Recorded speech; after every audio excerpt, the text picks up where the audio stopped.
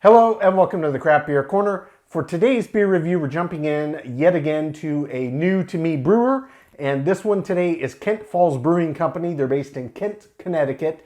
And the beer in question is Cellar Eyes Sabro. It's a pale ale clocking in at 5.6% ABV, was oak aged, and is just a single hop Sabro hops. So I saw they have several different releases of this beer, all with a different type, so it's got a different name. So this is the Cellar Eyes, specifically Sabro Pale Ale.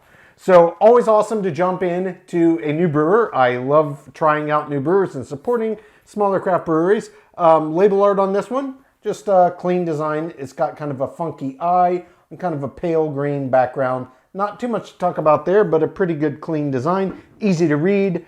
Let's get this cracked gently. All right.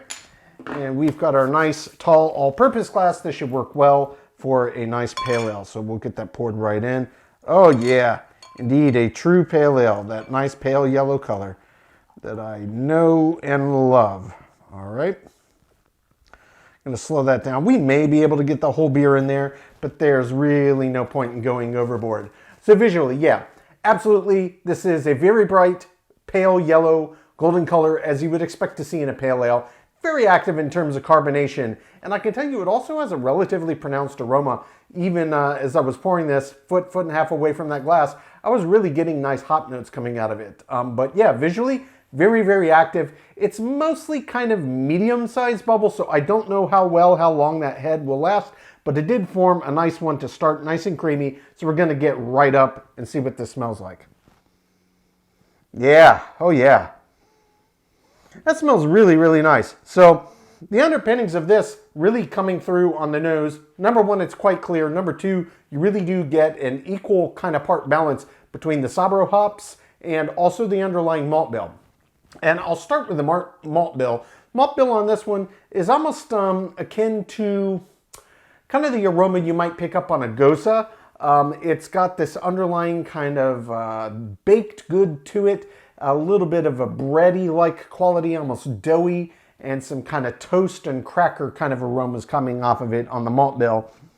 For the Sabro aroma, in this beer, it's really putting off just kind of light floral accents with a slight underpinning of citrus, specifically lemon. So it's got a nice balance, and the aromas really work well together, the underlying malt bill and the aroma from the Sabro, but it smells fantastic. Had it settled down a bit here. Looks lovely. Let's just jump right in, see what this one's about.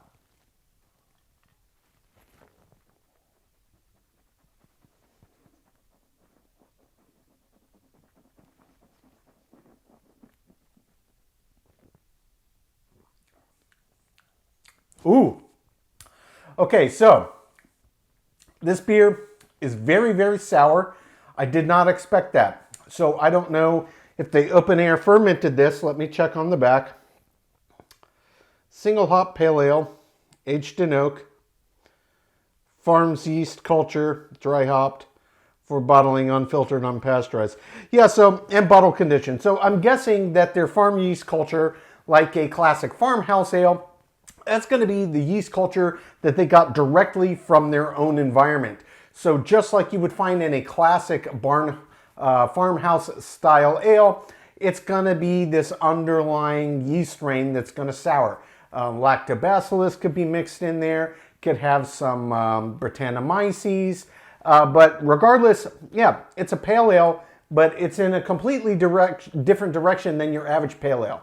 This is a sour pale ale. So, and they're not categorizing it as that. They just specifically say oak aged pale ale. So really, unless you know about it or read the back, it could be a shock to you, especially if you don't like sours. Luckily for me, I love them. And it adds just another layer of dimension to this. Now, one thing I can say is that this is a significantly more sour tart, bite-forward beer than your average Goza, than your average farmhouse ale, than your average Saison, any of those categorizations. This one has a really big bite, almost akin to, say, a lambic. It's got almost this lambic-like intensity or Flemish red intensity to the sour and the tart. And it's very, very nice. And there's a little bit of kind of a barnyard funk to it, but it's much more dominant with just sour and tart. And the way that it blends with the underlying malt bill and the Sabro hops in particular, it's really, really nice. It's an excellent combination of flavors. And now I wasn't really getting any sour at all on the aroma. I mean, nah. It just smells very fresh. It's because of that underlying kind of citrus aroma coming off of it that it kind of masks kind of that lemony that I wasn't picking up any tart notes. So yeah, I mean, maybe some will. I didn't. And then it was definitely a pleasant surprise when I got into this. Very, very nice beer. So a lot to process, especially when my brain went in a completely different direction from my expectation there. So we're going to jump back in. We're going to get a second sip. We're going to let everything re-intensify, really pick apart anything I may have missed. Talk about the body, the mouthfeel, the balance, and the finish. But on first sip, really, really nice beer. So take two.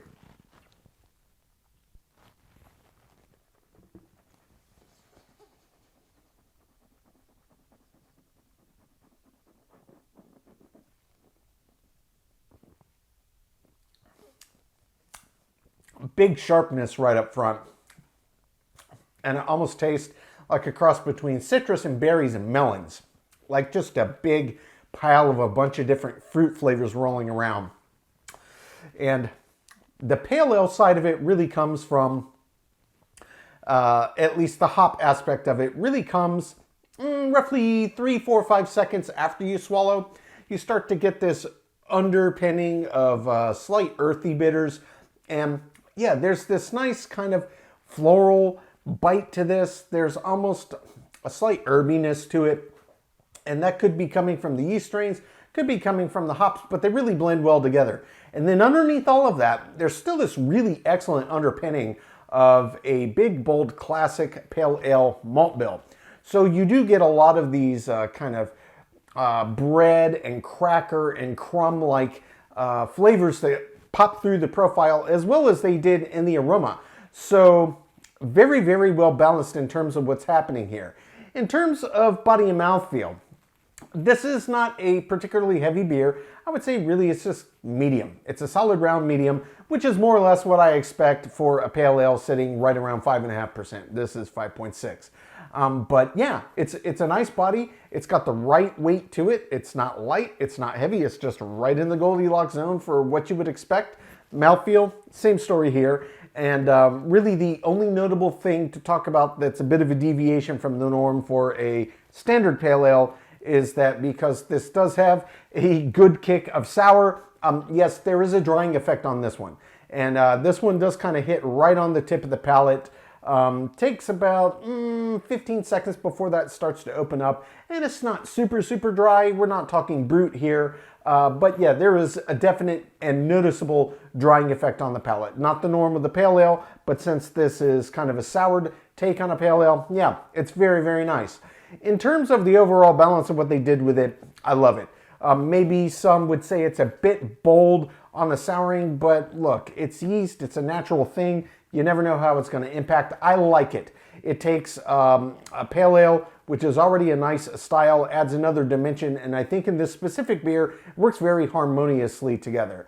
One thing I'm not really picking up a ton of, just due to the overall intensity of the other flavors that are popping through in this beer, is the oak aging aspect. I didn't get any on the nose. I'm not getting any in the flavor profile either.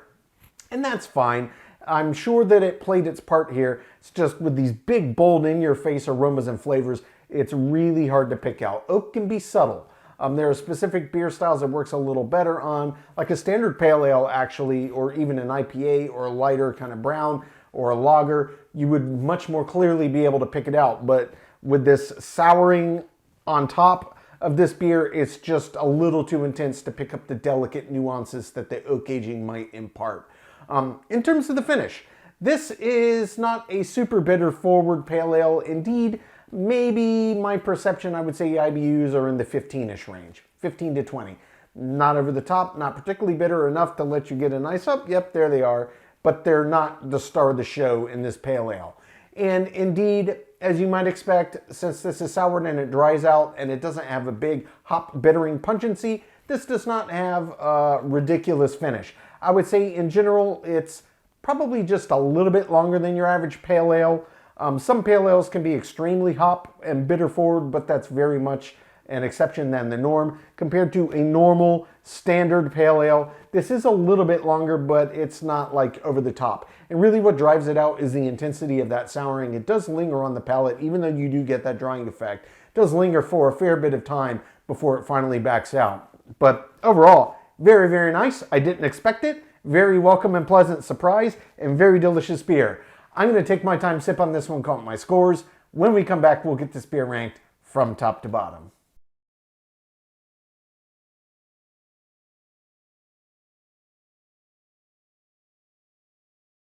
All right, now that we've gotten to enjoy this beer, we're going to get it ranked.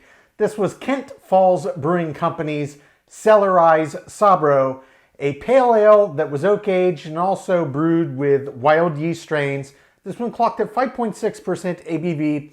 Kent Falls Brewing Company is based in Kent, Connecticut. So really, really nice beer. Complete surprise because I didn't read all the tiny description on the back. I just saw pale ale, oak aged. Let's jump into it. But the wild yeast strains had this really nice tart sour like you would get on a classic wild ale. Indeed, that seems kind of like their shtick with all of these, at least the Cellar Eyes. I don't know if that's one of the main things they do. They're locally sourced wild yeast, but really, really nice. You know, it's all different depending on the region where you go. This was really nice, almost lambic-like in its intensity and layered. Just a little bit of funk, but it was the right balance for my money. I really, really enjoyed this beer. So overall, this one did extremely well in across the board in all of our ratings categories. There were only 2 on this one where it did not get a perfect score. So we will just jump straight to those and talk about them. The first was in the finish. So this was a pale ale, but with that wild yeast, it did make it sour. So it's hard to kind of fault the drying effect, which is atypical for a pale ale. So I did not do that. Yes, it did dry. That's not the norm for a pale ale, but this was a sour pale. What kept this one from top marks was just the overall intensity of the flavor compounds, and indeed even the sour and tart and the lingering. I did expect it to drive out a little bit longer than it did, and this was also very mild in terms of bitterness, much more so than your average pale ale. So it just had a few little things that weren't quite there, but it was still above average, and it really came down to the intensity of that souring and the intensity of the overall flavors itself. So finish did get above average, 7 out of 10. The second category that did not get a perfect score was the head and retention. This one was extremely close. It only missed it by a hair. It just didn't quite hold off as long as I was hoping. Head and retention, though, I only docked 1 point. 9 out of 10, which does give a perfect 10 out of 10 in the remaining 8 categories. That's aroma, taste, body, mouthfeel, appearance, balance, feeling, and intangible, my subjective thoughts category, and example of the style. So the total score on Kent Falls Brewing Company's Cellar Eyes Sabro is a 96 out of 100. So very nice beer, a great first beer from a brewer. I've never tried any of their brews before. Completely took me for a surprise and in a very happy and pleasant way. This was extremely well done. I love a good sour. You don't get a ton of sour pales. I've only ever had 1 or 2, and this one was absolutely top tier, 96. The score says it all. If you like sours, definitely consider trying this one. If you don't normally go for pale ales or IPAs or things that are hoppy, but you like sours, this is absolutely one you should consider. I really, really enjoyed it. Folks, that's today's review. As always, I do sincerely appreciate you tuning in today. Please don't forget to like, comment, and subscribe. If you want to stay in the loop when our videos go live, just turn on your notifications. Hit the bell icon. It's right next to the subscribe button. Until next time, keep it beer, keep your craft. We'll see you on the next one. Cheers.